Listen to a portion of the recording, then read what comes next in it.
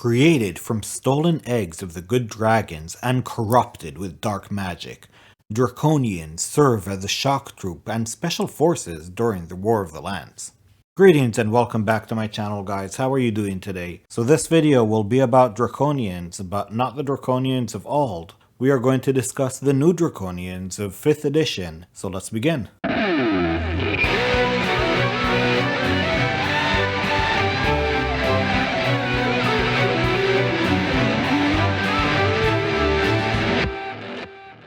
Now I want to give Dragonlance Nexus a huge shout out. This next part is from their book, Tesselhoff Pouches of Everything, that you could find on the DM's Guild. Link below. No affiliation or anything, I just love their product. The art is amazing, the history is amazing, the conversion to 5e is incredible. You guys did an excellent job. To prevent the metallic dragons from entering the War of the Lands, Nexus orders her chromatic dragons to steal the good dragon's eggs with the promise to return them once the war is ended. Hiding the eggs away in the mountain range known as the Lords of Doom, 3 of her followers perform a heinous ritual, corrupting the unborn dragon eggs and producing the first Draconians. Originally intended as disposable shock troops, the dragon armies soon discovered how effective the new breed of warriors could be. After the war, it was assumed that the Draconians would eventually die off, but they surprised the world once again with their ability to adapt and survive.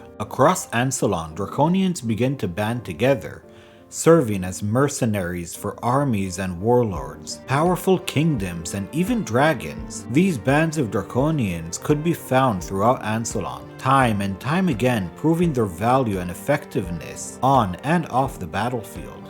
Deep inside the caverns of Thorbadin, one such band discovered a hidden clutch of dragon eggs rumored to contain female Draconians.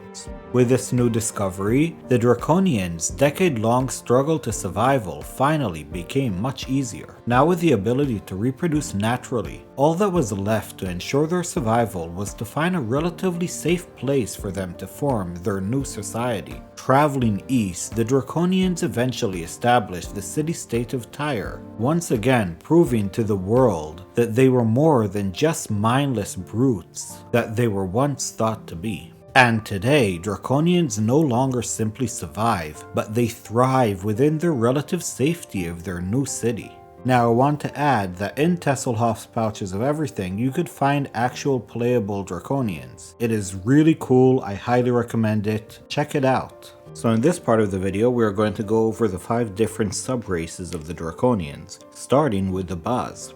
The Baaz form the majority of the Draconian troops found in the dragon armies, and are the most frequently encountered by enemies of the dragon armies. Each brass dragon eggs yields far greater numbers of Baaz than any other metallic eggs. Because of this, the Baaz are regarded as the most expendable Draconians, and are placed in the front lines of battle to minimize the number of casualties suffered by the more valuable members of the dragon army. Now from the Baaz point of view, this is the greatest honor of them all, to be in the front lines. They get to do battle, they get to fight and kill the enemy. But when the enemy does manage to kill a Baaz Draconian, they don't go out quietly. Striking them with a killing blow, they turn to stone slowly, so you have to be very quick on your feet to get your weapon out of the way or have it stuck in their body. Now in 5th edition, they added to that anyone within 5 feet of the Baaz has to make a dexterity save or turn to stone themselves, and that is unfortunate in the middle of battle.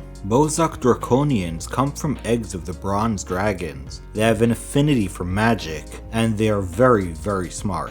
Usually they are leaders in the armies. The Bozak are also fiercely loyal to the Dark Queen. They have a complete and utter acceptance of her lie that their spellcasting ability comes directly from her, and they will do nothing to violate the sacred bond they believe they have between them and their queen. Nexus in turn uses this undying loyalty to place a naturally charismatic Bozak in leadership positions over brigades of other Draconians, hoping that the zealousness of the Bozak transforms to the subordinates, and the more unruly Kapak and Baaz will remain fearful of her. Bozarks never fail to take time to pray for a restored allotment of their spells, like clerics do, even though they don't really need to. When Bozarks are killed, their bones explode, and anyone within 10-foot radius of them has to make a dexterity save to get out of the way. Kapak Draconians are created from copper dragon eggs, and alongside the Baaz, the Kapak make up the majority of the fighting Draconian population of the dragon armies. Despite being frequently employed as soldiers, Kapaks possess a natural talent for stealth and are occasionally sent on assassin missions, tasks that made all the easier with their poisonous saliva. They tend to lick their blades before battle, giving it a coat of poison. So when they attack, they don't only slash their enemies, they also poison them. And if you do manage to kill a Kapak, when they die, they dissolve into a pool of acid, and everyone within 5 feet of them has to jump away, making a dexterity save or take acid damage. Sivak Draconians come from the corruption of silver dragon eggs and are extremely powerful compared to their brethren. The Sivaks have a very interesting ability called Shapeshift. After killing a medium or smaller creature, they can assume that creature's form, and then use that to either infiltrate or cause confusion among the people around them. The Sivaks are considered an elite troop in the dragon armies, and are employed for both fighters and secret assassin in equal measures. Thanks to their shape-shifting abilities, often they combine both functions by killing a warrior on the field of battle, then assuming that warrior's form, and returning to the enemy's base for the express purpose of committing some sort of sabotage. Because of their special abilities, Sivaks are generally held in reserve for important missions. When killing a Sivak Draconian, they don't explode or do something harmful to you, they turn into you. The person that dealt the killing blow to a Sivak sees his own face staring back at him, and that person and everyone around has to make a saving throw to not be frightened from that, as killing your own self is terrifying. And lastly, we're going to talk about the Aurak Draconians. These are by far the strongest of the lot, created by the corruption of gold dragon eggs, and thankfully they are few and far between.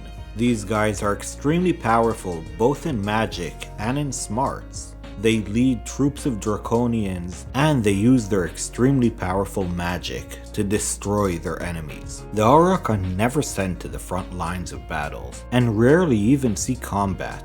When they do, they stay in the back of the field and hurl destructive spells on their enemies. The dragon armies prefer to use the Aurak for more covert missions. Their ability to change into alternate forms make them excellent spies, and their innate magical abilities make them ideal for taking on small bands of opponents. Now, an interesting thing to mention is, out of all of the other bands of Draconians, the Auraks are arguably the least loyal to Takisis, or anyone else for that matter. They regard the Dark Queen with grudging respect and thank her for their creation, but often seek ways to act on their own.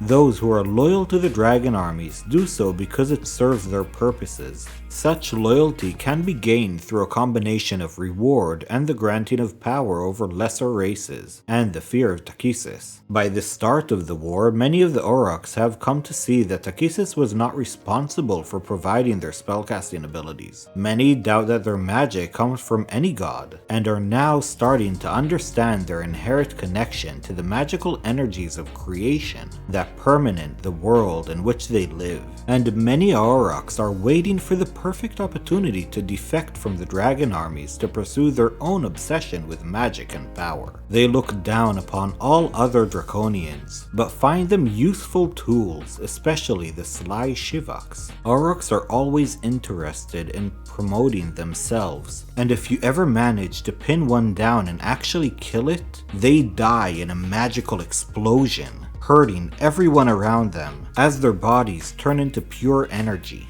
This was a short breakdown of all of the Draconians that you're going to encounter in the upcoming adventures in Ansalon. In the future, I may make a video about the noble Draconians. They are Draconians that were corrupted from dragon eggs of the evil dragons, and through their corruptions, they turn into good creatures. Now, I hope you enjoyed this video, and we'll see you in the next one. If you do have any comments, please leave them below, and Merry Christmas and Happy New Year. So thanks for watching, guys. Have a good day.